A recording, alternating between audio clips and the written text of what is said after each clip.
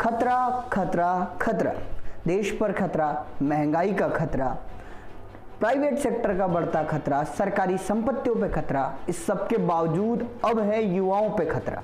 युवाओं पर जिस दौर में सरकारी नौकरियों का सबसे ज़्यादा क्रेज़ है, हर व्यक्ति अपनी 12th कंप्लीट करने के बाद कंपटीशन में चला जाता है कि कुछ नहीं तो मैं गवर्नमेंट जॉब लेकर किसी किसी की कन्या के साथ मंगल कर लूँगा।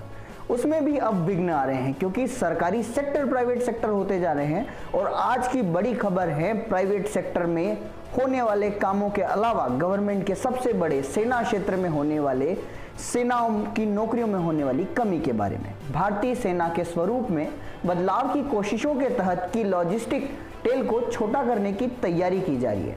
इसके तहत सेना की लड़ाकू टुकड़ियों के साथ सप्लाई एवं सपोर्ट में लगे जवानों की संख्या कम होगी।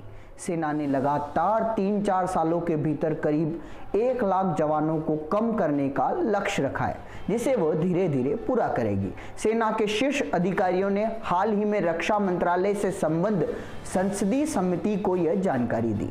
इसमें कहा गया है कि लड़ाकू जवानों इन्फेंट्री पर फोकस किया जा रहा है। उन्हें आधुनिक तकनीकों, जो कि नई ज़माने की तकनीकी हैं, उससे लैस किया जाएगा क्योंकि सीमाओं की सुरक्षा का जिम्मा उन्हीं के कंधों पर है।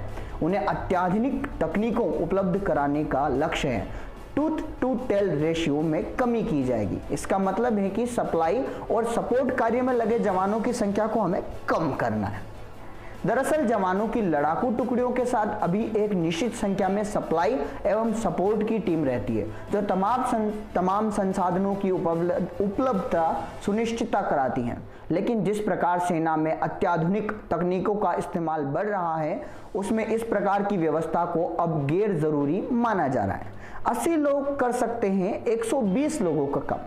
जब 80 लोग ही 120 लोगों का काम कर सकते हैं, तब कहना पड़ रहा है कि संसदीय समितियों को उदाहरण देकर समझाया गया है कि सेना की एक लड़ाकू कंपनी में अभी 120 लोग होते हैं, लेकिन यदि इस कंपनी को तकनीकी से लैस कर दिया जाए तो यह काम 80 लोग कर सकते हैं, जिसमें 120 लोगों द्वारा अभी हो रहा है।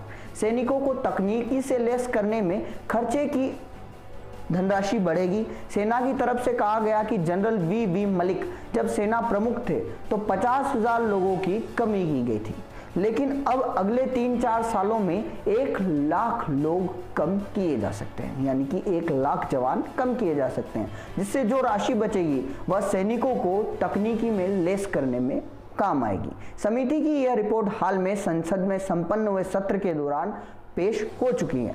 आप ये सारी जानकारी द चकाचक पर देख रहे थे, मेरे यानी हरिओम के साथ। आपको ये जानकारी पसंद आई हो तो वीडियो को लाइक करना और चैनल को सब्सक्राइब करना बिल्कुल ना भूलें, क्योंकि हमारे दोस्त कहते हैं कि इसके पैसे नहीं लगते।